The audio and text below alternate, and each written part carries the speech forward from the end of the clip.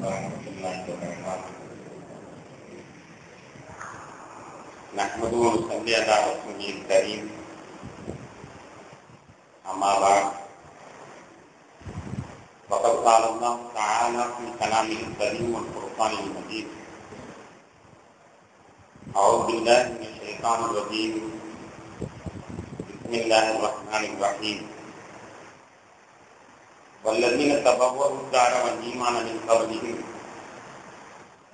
يحبون من هاجر إليهم ولا يجدون في صدورهم حاجة مما أوتوا ويؤثرون على أنفسهم ولو كان بهم خصاصة. صدق الله مولانا العلي العظيم. اللهم صل على سيدنا محمد شمس الأنبياء وبدر المرسلين وكتب الأولياء وافتخار المتقين تاج الأمة شفيع المذنبين شفيعي يوم القيامة الله يا رب.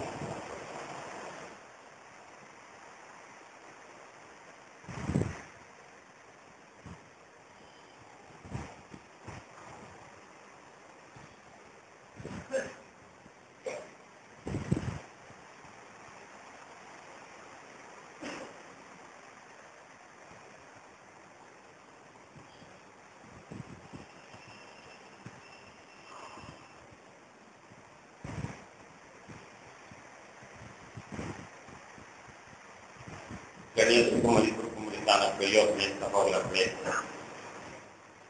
அல்லாஹ்வின் பேரர்களால் 16ஆம் நாள் தராவி தொழுகை நேரத்திற்கு அமர்ந்திருக்கிறோம். சிறப்பான இந்த நாட்களில் அல்லாஹ் தஆலா தன்னுடைய அடியார்களுக்கு வழங்குகின்ற அனைத்து நல்வாக்கியங்களையும் நம் அனைவருக்கும் தந்தல் புரிவானாக. சிறப்பான இந்த இரவுகளின் நரக விடுதலை வழங்குகிறார் ரப்பல் ஆலமீன்.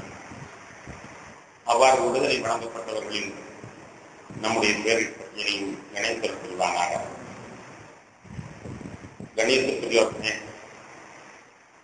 நபிகள் நாயகம் ஸல்லல்லாஹு அலைஹி வஸல்லம் அவர்களுடைய வரலாற்று சிந்தனையிலே அண்ணலாரின் நண்பர்கள் என்ற தலைப்பிலே சில செய்திகளை இன்று நாம் உங்களது கவனத்திற்கு கொண்டு வருகிறோம். கண்ணியத்திற்குரியவர்களே, கண்மணி நாயகம் ஸல்லல்லாஹு அலைஹி வஸல்லம் அவருடைய ஒரு நண்பரை பற்றி நாம் நேற்று பிரஸ்தாபித்தோம். பாம்பை கண்டால் படையும் நடுங்கும், படையை கண்டால் பாம்பும் நடுங்கும் என்று சொல்வார்கள்.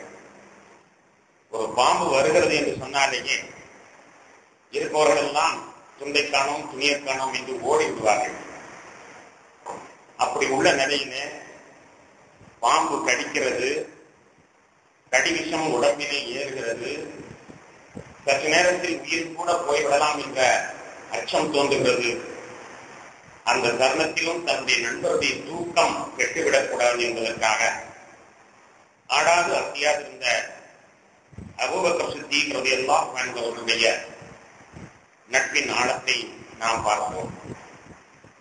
அதே நேரத்தில் கண்மணி நாயகம் ஸல்லல்லாஹு அலைஹி வஸல்லம் அவர்கள் அல்லாஹ்வையும் கொண்டிருக்கின்ற அசைக்க முடியாத அந்த நம்பிக்கையின் ஆழத்தையும் பார்த்தோம். துன்பம் வாசல் வரை வந்த போதும் கூட நான் கட்டத்தன் இருந்தாக ஆனா அல்லாஹ் நம்மோடு இருக்கிறார், கவலைப்பட வேண்டாம் என்பதாக கண்மணி நாயகம் ஸல்லல்லாஹு அலைஹி வஸல்லம் அவர்கள் குறிப்பிட்டார்கள். அல்லாஹ் தஆலா அவருடைய நம்பிக்கைக்கு ஏற்ப அவர்களுக்கு மிகப்பெரிய பாதுகாப்பை கொடுத்தார். அந்த பாதுகாப்பு என்னவென்றால், சாதாரணமாக நாம் நினைத்திருப்போம் அங்கே காட்டுப்புறா கூடு கட்டி இருக்கிறது, விஷச்சலந்தி வலை பின்னி இருக்கிறது, விஷச்சலந்தி வலை பின்னி இருக்கிறது, காட்டுப்புறா முட்டையிட்டு கூடு கட்டி இருக்கிறது, உள்ளே மனிதர்கள் இருந்திருந்தால் நிச்சயமாக இது நடக்காது என்று நினைத்து வந்தவர்கள் ஏமாந்து சென்றார்கள். அந்த இரண்டும் தான் பெருமானாருக்கு கொடுக்கப்பட்ட பாதுகாப்பு என்று நாம் கருதுகிறோம். ஆனால் அல்லாஹ் தஆலா தன்னுடைய திருவசனத்தில் சொல்கிற பொழுது நாம் தரோகா, உங்கள் கண்களினால் பார்க்க முடியாத பட்டாளத்தை கொண்டு அவரை நாம் காப்பாற்றுகிறோம் என்று கூறுகிறார். கண்களினால் பார்க்க முடியாத பட்டாளம் என்றால் புறா அல்ல, அது கண்ணால் பார்க்கப்படக்கூடியது. சிலந்தி பூச்சி அல்ல, அது கண்ணால் பார்க்கப்படக்கூடியது. கண்ணால் பார்க்கப்படாத பட்டாணம் அது கொண்டு பாதுகாப்பு தந்தோம் என்றால் அந்த வகுப்பிலே ஒரு விதமான மலர்களுடைய கூட்டங்கள் இருந்தன. எதிரிகள் உள்ளே நுழைந்திருப்பார்கள், ஆனால் அவருடைய சாம்பல் கூட மிஞ்சி இருக்காது. அந்த அளவிற்கு மிகப்பெரிய தைரியம், மலர்களுடைய தைரியம் அந்த இடத்திலே இறங்கி இருந்திருக்கிறது என்பதை அல்லாஹ் அந்த வசனத்தின் வாயிலாக சொல்லி காட்டுகிறார். கணியத்துக்குரியவர்களே, இதைத்தான் விரிவுரையாளர்கள் சொல்கிற பொழுது சொல்வார்கள், இந்த புறாவும் சிலந்தி பூச்சும் பெருமானாருக்கு ஒரு பாடத்தை கொடுத்தது. புறாவும் சிலந்தி பூச்சும் வந்த எதிரிகளுக்கு ஒரு பாடத்தை கொடுத்தது. வந்த எதிரிகளுக்கு புறாவும் சிலந்தி பூச்சும் பாடத்தை கொடுக்கிறது. சமாதான புறாவை நீங்கள் வேட்டையாடுவதற்காக வேண்டி மாய வலை விரித்திருந்தீர்கள். சமாதான புறாவை வேட்டையாடுவதற்காக வேண்டி மாய வலை விரித்திருந்தீர்கள்.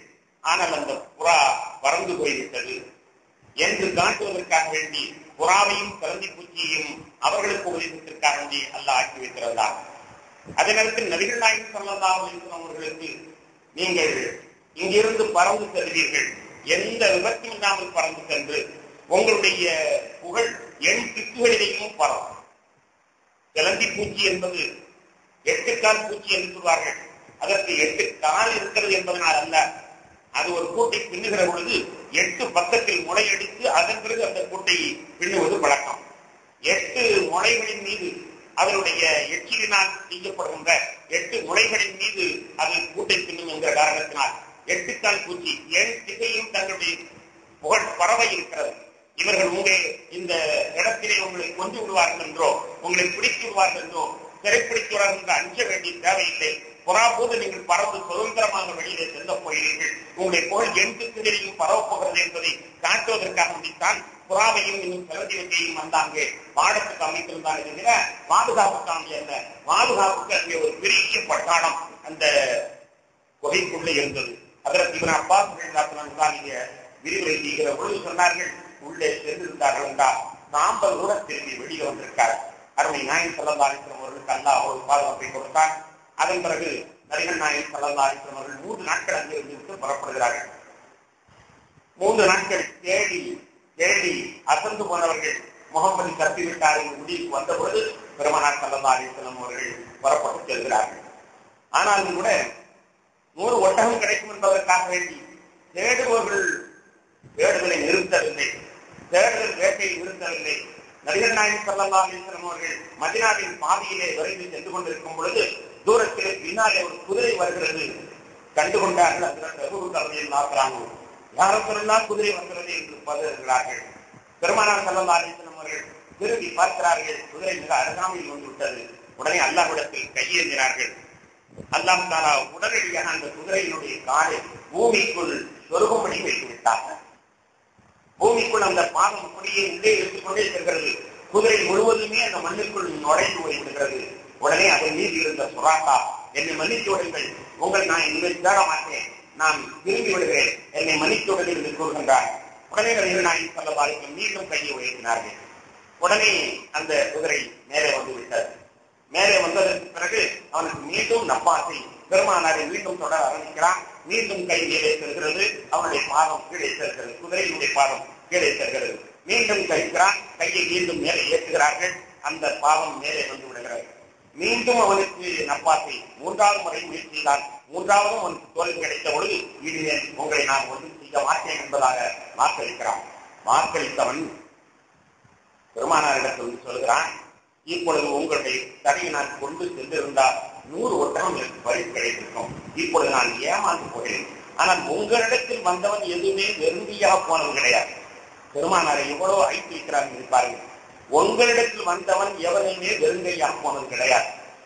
அதனால் நான் உங்களால் 100 ஒட்டத்தை இழந்து இருக்கிறேன் என்று கூறிய பொழுது கண்மணி நாயகம் ஸல்லல்லாஹு அலைஹி வஸல்லம் அவர்கள் பாரசீக மன்னன் நௌஷேர்வான் அவருடைய கரத்திலே கிடக்கின்ற காப்பு, தங்க காப்பு, 2 காப்புகளை உங்களுக்கு நான் வாக்களிக்கிறேன் என்று கண்மணி நாயகம் ஸல்லல்லாஹு அலைஹி வஸல்லம் சொல்கிறார். சொன்ன உடனே அவன் சந்தோஷத்தில் திரும்பி செல்கிறான். திரும்பி செல்கிறான் என்றால் பிற்காலத்தில் அவர் இஸ்லாத்தை ஏற்றுக்கொண்டு விட்டார். அந்த நேரத்தில் அவர் இஸ்லாத்தை ஏற்றுக்கொள்ளாதனால் நாம் உரிமையாக இருக்கிறோம்.